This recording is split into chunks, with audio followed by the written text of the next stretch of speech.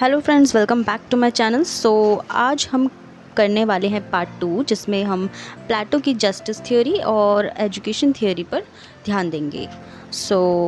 Without any further do, let's get started. Friends, Plato के according न्याय क्या है, यानी कि जस्टिस क्या है। According to Plato there are two forms of justice: individual justice, social justice. He believes in three elements in the human soul: appetite, spirit and wisdom. Plato का क्या मानना है कि जो न्याय के जो कितने एलिमेंट्स होते हैं। प्लेटो के अकॉर्डिंग न्याय के दो रूप होते हैं, यानी कि जस्टिस के दो रूप होते हैं: व्यक्तिगत और सामाजिक, यानी कि इंडिविजुअल जस्टिस, सोशल जस्टिस। प्लेटो का क्या मानना है कि किसी इंडिविजुअल में, यानी कि व्यक्ति में, तीन एलिमेंट्स का होना ज़रूरी होता है: एपिटाइट, स्पिरिट और विजडम। एपिटाइट मतलब वासना कह सकते हो, डिज़ायर कह सकते हो। स्पिरिट शौर्य या साहस। विजडम नॉलेज, बुद्धि। तो ये तीनों ही गुण अगर किसी इंसान में हो अच्छे से, तो ही वो न्याय को, जस्टिस को अच्छे से फॉलो कर सकता है। ठीक है। प्लेटो के अकॉर्डिंग न्याय की डेफिनेशन क्या है जस्टिस की, कि प्रत्येक व्यक्ति को उसकी क्वालिफिकेशंस, उसकी एजुकेशन के अकॉर्डिंग ही काम दिया जाए, और जो भी वो व्यक्ति काम करे उसे वह पूरी तरीके से ईमानदारी के साथ करे। ठीक है। Let's move on the next topic, which is characteristics of Platonic conception of justice. First inclusion of three properties, जो हम ऑलरेडी डिस्कस कर चुके हैं: appetite, spirit, wisdom. Next, moral theory. Plato की जो थ्योरी है वो पूरी तरीके से मोरालिटी के बेसिस पे है। Next is principle of non interference. Plato का क्या मानना है कि स्टेट के जितने भी पार्ट है वो अपने अपने काम करें, ऑनेस्टी के साथ करें, बट एक दूसरे के काम में किसी भी तरीके का इंटरफेरेंस ना रखें। ठीक है। Philosophical ruler. प्लेटो के अकॉर्डिंग अगर जस्टिस को पाना है तो सबसे ज़्यादा ज़रूरी क्या है कि एक स्टेट में जिस पर भी सत्ता हो, वो व्यक्ति वो कैसे हो, जो डिस्क्रीट हो, जिसका नेचर सेल्फ सेंटर्ड ना हो, और जो अपनी ड्यूटीज़ को अच्छे से निभा सके। ठीक है। ये सब क्वालिटीज़ जिनमें हो, सत्ता उन्हीं के हाथ में हो, तभी एक स्टेट में जस्टिस का पालन किया जा सकता है। ठीक है। फ्रेंड्स, अब बात करते हैं criticism of Plato's theory of justice. सबसे पहले है to consider justice as a moral notion and not a legal notion. Plato ने क्या किया है, प्लेटो की जो थ्योरी है वो पूरी तरीके से मोरल थ्योरी है। जस्टिस थ्योरी पूरी तरीके से मोरालिटी के बेसिस पे है।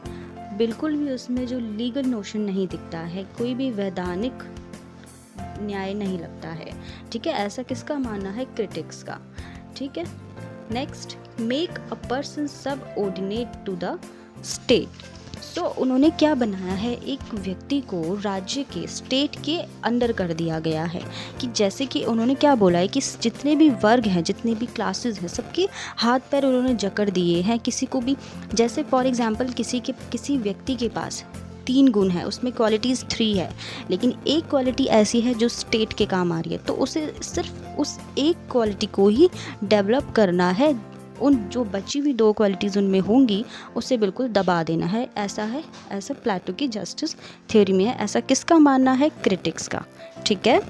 एक्सेसिव सेपरेशन पर बहुत जोर दिया है। ऐसे क्रिटिक्स ने कहा है, उन्होंने एक्सेसिव सेपरेशन के लिए उन्हें जिम्मेदार ठहराया है, क्योंकि उनका मानना है कि एक स्टेट के नागरिकों के साथ उन्होंने क्या किया है, उन्हें वर्ग में बांट दिया है, अलग अलग क्लास में उन्होंने बांट दिया है। और इससे क्या हो रहा है, राज्य की जो एकता होती है, राज्य की यूनिटी को बहुत बुरी तरह आज आई है। ऐसा किसका मानना है? क्रिटिक्स का। ठीक है।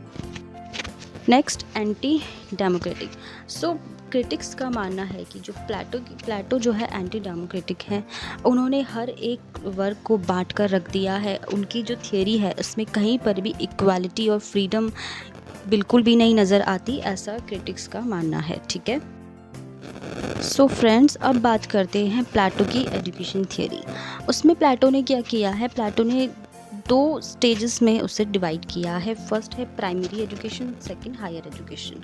तो प्राइमरी एजुकेशन क्या कहते हैं, वो एलिमेंट्री एजुकेशन में बोलते हैं कि 6 से 20 के बीच, 6 से 20 साल की आयु तक के बच्चों के लिए है।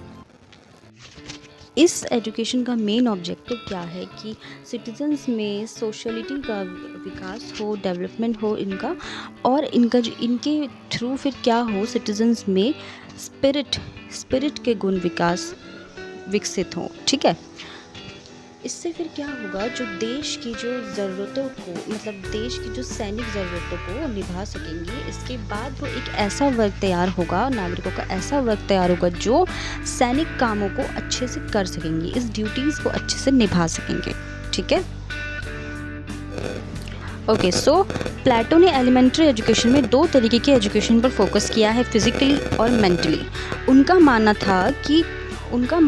क्या मानना था कि बॉडी के लिए क्या ज़रूरी है, योगा, और सोल के लिए क्या ज़रूरी है, म्यूज़िक, जिम्नास्टिक और म्यूज़िक।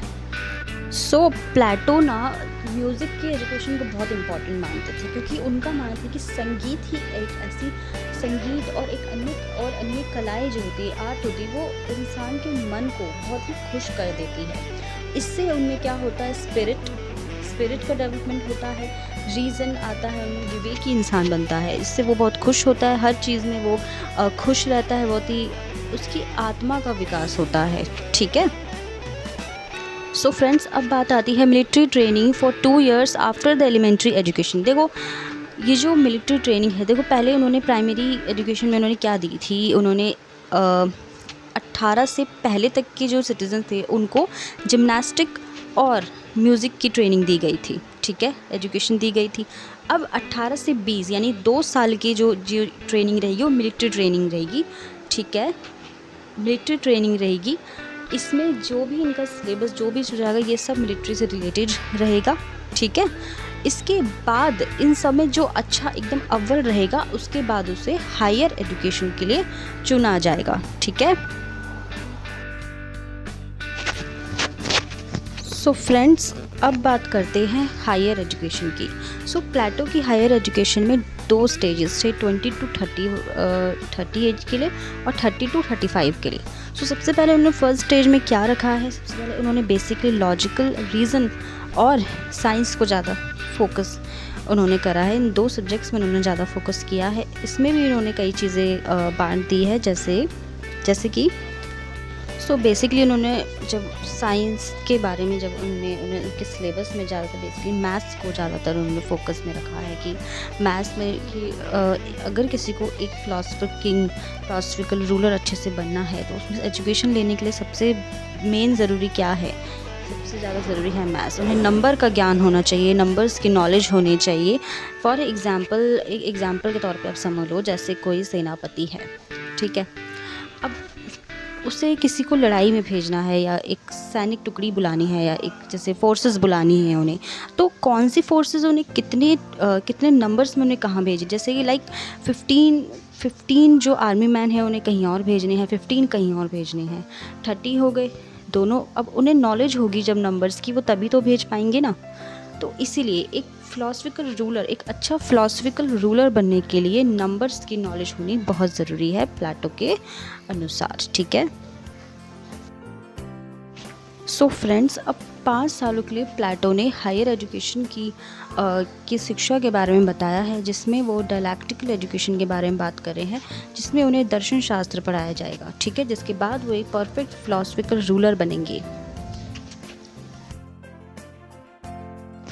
सो फ्रेंड्स, अब 30 to 35 तक भी जो 5 साल की जो एजुकेशन है, उसके बाद भी प्लेटो के अकॉर्डिंग जो एजुकेशन है पूरी नहीं होती है।